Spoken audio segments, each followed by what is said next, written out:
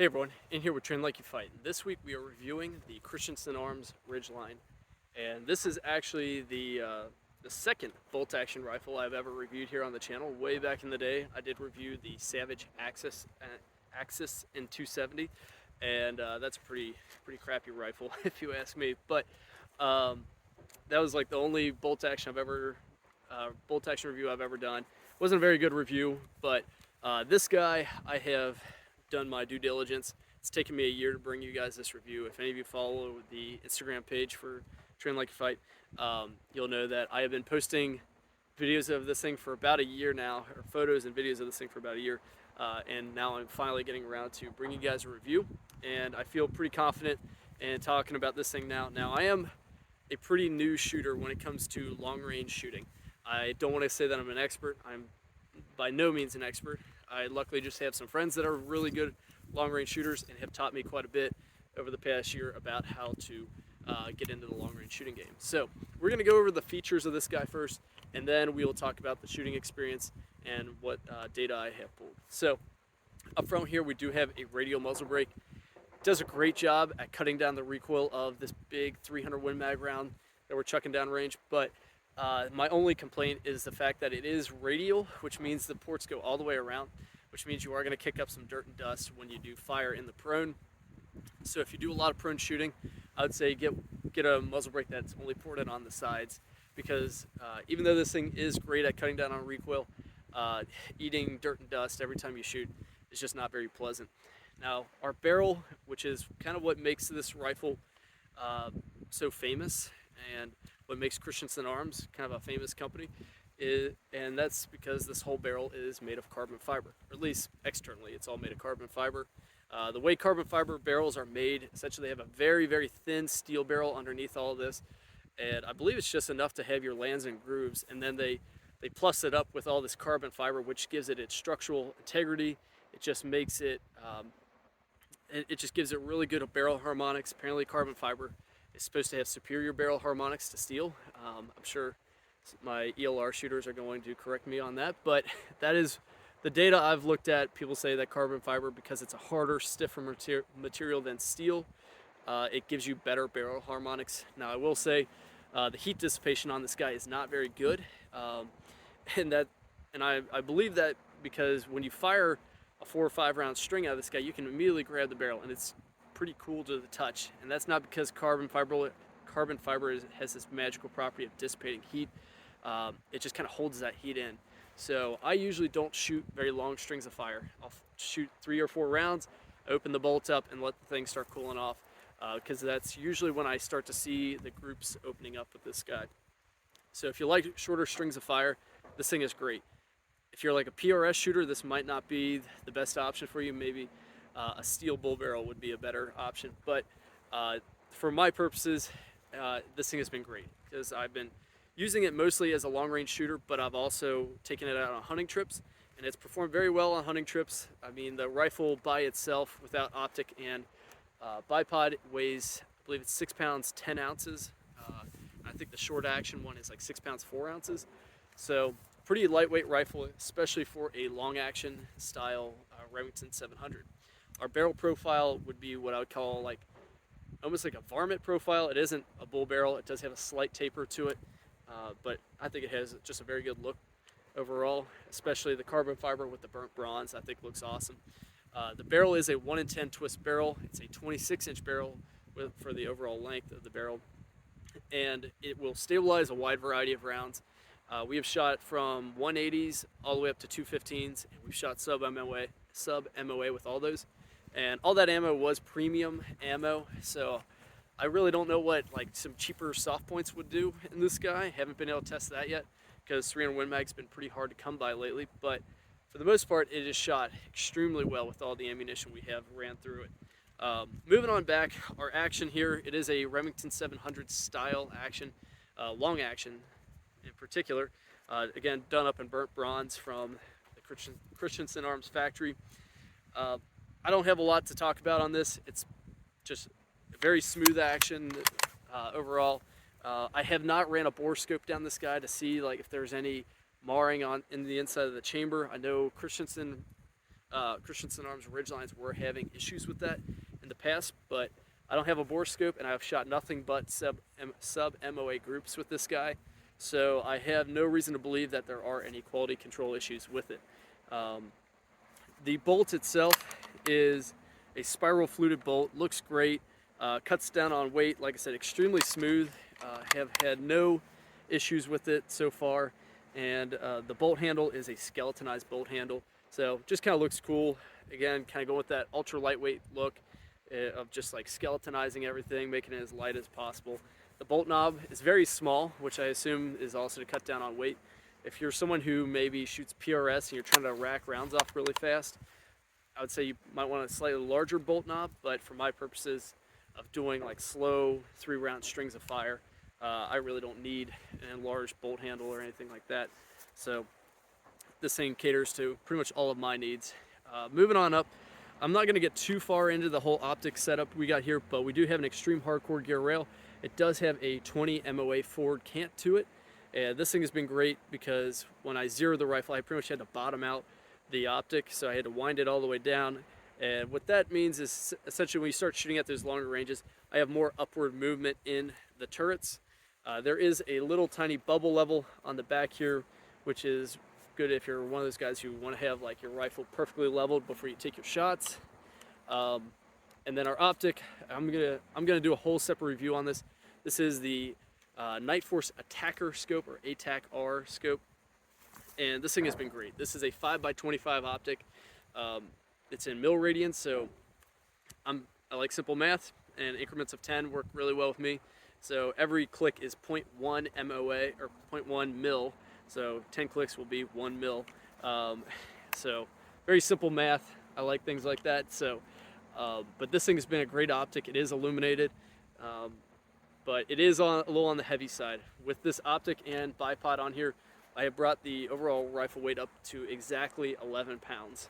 So if I were to use this as more of a dedicated hunting rifle, I'd definitely get a different optic, something a little bit lighter, so I'm not humping around 11-pound rifle on long-range hunting trips. So that's pretty much it for our optic. Like I said, I'll do a whole separate review on that. Moving on down, our trigger is a Trigger Tech trigger. It comes set from the factory between, I believe it's 2 to 2.5 pounds is where they set it at the factory. Extremely lightweight trigger, but it has a very clean break to it. There's absolutely no creep. I'll just show you the break right now. So I'm just touching the trigger and there's no creep at all. I mean, it's just a wall as soon as you touch it, and then just a slight pull and it breaks. This is the cleanest breaking trigger I have to date, and I have a lot of guns with nice triggers. I have a Geisley 3-gun trigger in my AR. I have a National Match trigger in my Springfield M1A. I have a 1911 with like a hand-fitted trigger, and none of those stack up to this guy. So by far the cleanest breaking trigger I have ever shot. I'm not one of those guys who like extremely lightweight triggers. I just like to have a very clean break, and this thing does everything I could possibly ever want it to do. Now, moving on down, I will briefly talk about the magazine. The magazine, as you can see, it says Christensen on the bottom of it. The bottom metal says that. The magazine's all right. I will say I have had issues shooting longer rounds, like 215 grain rounds are a little too long for this magazine. You can fit them in there, but they definitely don't like to feed super well. The tip of that round will sometimes get hung up on the inside of the magazine. So if you're someone that likes to shoot longer rounds like that, I would say you probably should just replace the bottom metal with a magazine at that point. Continuing on down, our stock. This is Christensen Arms, like hand-done paint job, or whatever they call it. They say these are all hand-painted. I'm not the biggest fan of the color scheme on it, personally. That's just me. But that's not really my main complaint of this guy. My biggest complaint is the stock is very flexible. And I understand that this is a hunting rifle, and so Christensen Arms is trying to keep this thing as light as possible. So they can't put like an aluminum chassis inside of this thing to reinforce it. And so if you're shooting this guy and you're really loading up the bipod, you can actually, and I'll just show you now, just with my 2 fingers here, I can actually index the barrel to the stock. It's very flexible, and it's not the barrel that's flexing, it's the stock that's very flexible. It's I believe it's a carbon composite that they make this out of, so it's very lightweight. Again, going with that whole lightweight build, but I do worry that when I load up my bipod, I am potentially indexing the barrel to the stock. I have had some groups where I've been shooting, and like the second or third shot is all of a sudden a flyer, and then everything else is right back in that little keyhole group that I've been shooting. So part of me thinks that maybe I'm indexing the barrel to the stock, and that can easily be solved with a chassis or a heavier duty stock like an HS Precision. So maybe one day I'll replace that if I'm going to use this as more of a dedicated long range shooter. But for hunting purposes, this thing is great. It's lightweight, and it's very easily, or you can easily pack it out. It doesn't have a lot of snag points or anything. I did add this bipod to it with this little rail on here. This particular bipod is an Atlas bipod. I'll have to put it up in the B-roll of what the exact model is, but this one does have a QD lever, which is pretty nice. So you can just pop it on, or pop it off, pop it back on very easily. And it has a nice little click to it and a little safety lever to keep it from flying off on you. So whenever I take this thing out for hunting trips, I usually just throw the bipod in my backpack, because most of the time I'm just trying to pack it out and I'm trying to make the rifle as light as I can. So that's close to a pound I can take off the rifle right there. The only other complaint I have about the stock is the comb height.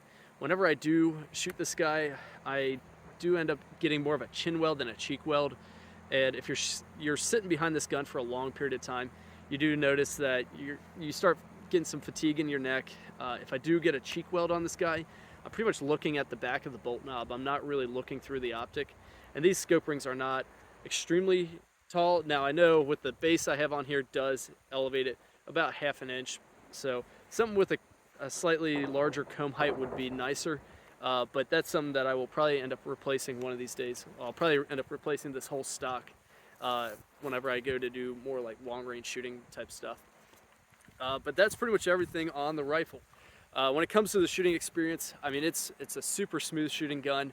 I have had almost no issues with it outside of the comb height with the rifle. The recoil is very, very manageable because the butt plate on here is super soft, and then we have this nice muzzle brake on the end, so it really helps to cut down on recoil. Also, it is an 11-pound gun as it currently sits, so very, very soft recoiling for a 300 Win Mag. I would say it's like, the best way I can describe it is like if you've ever shot like a Springfield M1A, maybe a little bit heavier than that in recoil, so not too stout, but it's definitely not the softest shooting gun you'll ever shoot out there. It's not like a lot of your 6.5s and 308s that you'll find out there, but I have shot some very, very lightweight bolt actions out there, like your grandfather's 300 Win Mag, Remington 700, that just kind of rocks your world. This thing will not do that to you. It's much, much more enjoyable than shooting those old school Remington 700s. The groups that we pulled with this guy were incredible. We had one group that I believe was even at under ½ an inch. And I'll show you guys the rounds we've been using for most of our testing are these two. This guy right here, this is a Federal Gold Medal match round, shooting a 215 Burger, and this thing has been great. It's a boat tail hollow point round. They fly great, super flat shooting. Unfortunately, they're really hard to find right now. I got 2 boxes of them, and I've been trying to stretch the life of them out as long as I can. The only other thing we really shot out of this guy was these 200 grain ELDX rounds from Hornady, and these things have been great. They shoot pretty similar to the 215s. I really haven't noticed a whole lot of differences outside of our zeroing groups, or not zeroing groups, but our 100-yard groups that we were pulling.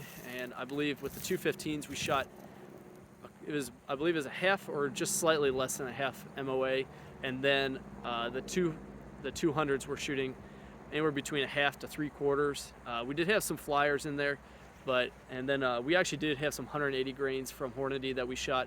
And those were all right. Those were like the Performax rounds, and those performed pretty well. They were all sub MOA for the most part. I think we did have one group that was like 1.5 inches, so not the best ammo, but if you're shooting anything between 200 and 215, you should see some pretty tight groups with this guy, and that's usually all within a 3 to 4 round string. and I've noticed anything more than a 4-ounce string, you start seeing some opening. You start seeing those groups open up on you a little bit. At 1,000 yards, which is the farthest we have shot this out to, this thing performed extremely well with the 215s and 200s. It was almost impossible to see the cavitation off the bullet with our spotting scope because of how flat this guy was shooting those 200s and 215s. When we shot our 308, like, we got a nice arc to the round and everything. With this, it was pretty much a straight line. So I believe that this thing does have the ability to shoot out to a full mile. Now that is just my assumption with the fact that at 1,000 yards, this thing was banging on a 2-foot by 2-foot plate with, I believe it was a 2nd or 3rd round hit. After never even shooting this thing past 300 yards, we were within 3 rounds, we were getting 1,000-yard impacts. So very, very easy rifle to shoot. With this optic, it has been a great shooter. It's been a lot of fun to play around with. Unfortunately, I've only been able to put about 100 rounds through this guy over the past year, just because 300 Win Mag's been a pretty tough round to come by. But outside of that, I definitely plan on doing a lot more testing with this gun. Eventually, if I find some like cheaper, like soft point ammo, I would like to see how that groups. I would expect it to shoot probably between 1.5 inches to 2 inches. Just seeing what, or just based off what I saw with 180 grains, I would expect with like your 160s and stuff to really open up on you. So, but that's pretty much it for the Christensen Arms Ridgeline.